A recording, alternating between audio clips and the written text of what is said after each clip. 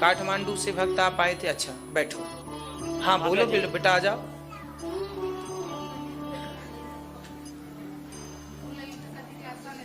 गुरुजी राधे राधे। राधे राधे। मैं ये कहना चाह रही, जैसे हम किसी को अपनी परेशानी बताते हैं, वो हमारी परेशानी सुन के आना हंसी उड़ाता है। पहले तो सुन लेता है, उसके बाद में हंसी उड़ाता है। ऐसा क्यों होता है हमारे साथ? अपने अपने अपने घरन का दुख ना कहियो रोई, सुन इठले हैं लोग सब बांट न ले हैं कोई। ये हमारे साधु संत लोग बहुत पहले लिख चुके हैं। क्या लिख चुके हैं? कि हम जब अपना दुख किसी को सुनाते हैं तो लोग इठलाते मीन्स हमें हमारा मजाक उड़ाते हैं। इसलिए हमारी समझदारी ये है कि हम अपना दुख किसी से ना बताएं। दुख बताना ही है तो केवल भगवान से अपना दुख बताना चाहिए। जमाने के लोग इसलिए इठलाते हैं क्योंकि इनका ये स्वभाव ही ऐसा है। बबूल का स्वभाव ही चुभना है। उसके स्वभाव को क्या हम बदल सकते हैं? ना जी। नीम में हम जरा शहद मिलाना शुरू कर दें तो क्या नीम मीठी हो जाएगी शहद मिलाने से? वो अपना स्वभाव नहीं। ऐसे लोग अपना स्वभाव नहीं बदल सकते। हमें बदल लेना है, हमें बोलना नहीं है, हमें सुनाना है दुख तो केवल भगवान को। जमाने के किसी व्यक्ति को दुख नहीं सुनाना, ठीक है? लोग इसलिए करते हैं क्योंकि बेचारे उनका स्वभाव संस्कार वही है। एक बार मन होता है, इंसान परेशान होता है तो बता देता है सामने वालों को। इसलिए गुरु होते हैं, है ना? इसलिए गुरु जी से बताइए अपनी सारी परेशानियां, वो समस्या का समाधान बताएंगे और वो किसी से नहीं बताएंगे कि आप पे क्या संकट है। भगवान से प्रार्थना करेंगे कि बिहारी जी ये बच्ची दुखी है, इसको ठीक करें, भगवान ठीक करेंगे। हमारे को कैसे, हम जहाँ गाजियाबाद में रहते थे, गाजियाबाद से हमें लोग बागों ने कहा तुम वहाँ चले जाओ, वृंदावन चले जाओ। हम वृंदावन आए तो हमारे साथ इतनी प्रॉब्लम्स हो गई। हमने जहर लेके आए थे मरने के लिए। अच्छा, हाँ। कहाँ जहर लाए थे वो, फिर हम यहाँ पे आए तो हमारे काम वाम लग गया तो हमने छोड़ दिया। हमने मरने का प्रोग्राम पोस्टपोन कर दिया। हम बोले हमें नहीं मरना, हमें जीना है। जीना है और भगवान के लिए जीना है। हाँ, ठीक है? के लिए नहीं। और किसी के नहीं। आपके बच्चे हैं? हाँ, 2 बच्चे। हाँ, तो बच्चों के संस्कार देना है, पति की सेवा, बच्चों को संस्कार देना है, 2 पैसे भी कमाना है, मेहनत भी करनी है। पर मरना तो सबसे बड़ा पाप है, वो कभी नहीं करना चाहिए। आपका विचार बदल गए, ये अच्छा है। पर जमाने की परवाह ना किया करो। देखो मीराबाई को भी जमाने ने क्या ना कहा, माता सीता को भी जमाने ने क्या ना कहा। भाई जमाना तो माता सीता पर उंगलियां उठाता है तो हमें और आपको कोई कहे इसमें कोई आश्चर्य नहीं है।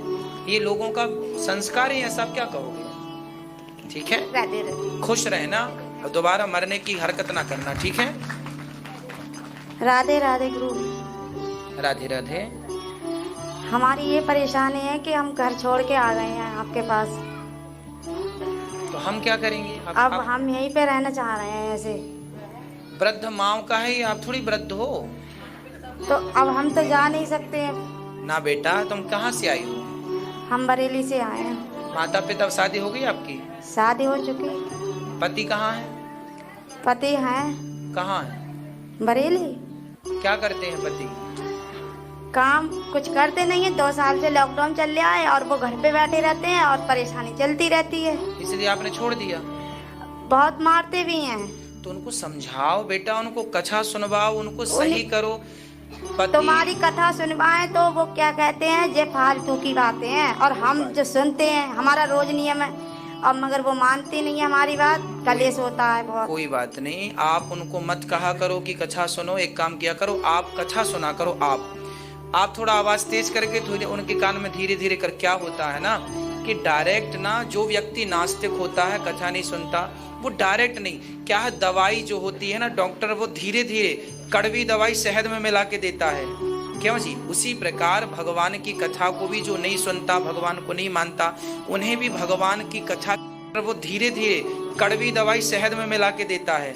क्यों जी? उसी प्रकार भगवान की कथा को भी जो नहीं सुनता, भगवान को नहीं मानता, उन्हें भी भगवान की कथा की दवाई जरा अच्छे से पिलानी पड़ती है, कथा अच्छे से देनी पड़ती है। थोड़ा थोड़ा करके दो, धीरे धीरे जब सुनते सुनते वो सुनने लग जाएंगे, तब जीवन में परिवर्तन होता है। अब तो हम क्या करें, ऐसा बताओ। हम नहीं जाएंगे। अब हम ऐसा है कि अभी आपका जो कर्तव्य है, पत्नी हो, पति के साथ रहना। पति रास्ता भटका है माना की, पर उसको सही रास्ते पे लाना भी तो पत्नी का धर्म है। मैं नहीं जाऊंगी, मुझे मारते हैं बहुत। और बच्चे मेरे डरते हैं, सामने मुझे मारते आपके हैं। बच्चे हैं? बच्चे हैं, डरते हैं मेरे। कहाँ हैं? घर पे हैं। तो आप बच्चों को भी छोड़ के आ गए?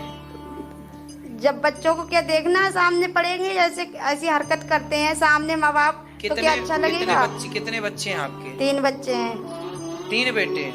नहीं, 2 बेटियां 1 लड़का। अच्छा, 2 बेटियां 1 बेटा।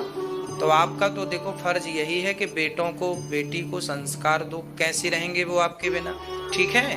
आप सासू माता है तो वो बहुत चाहते हैं और उन्हीं को ज्यादा चाहते हैं बच्चे, हमें नहीं चाहते हैं। प्रॉब्लम यही है कि हमारे, ये तो आपका घरू मैटर है, इसको समझ लो। समझ के आप बात करो। इसमें पति पत्नी के झगड़े में मैं बोल नहीं सकता, है ना।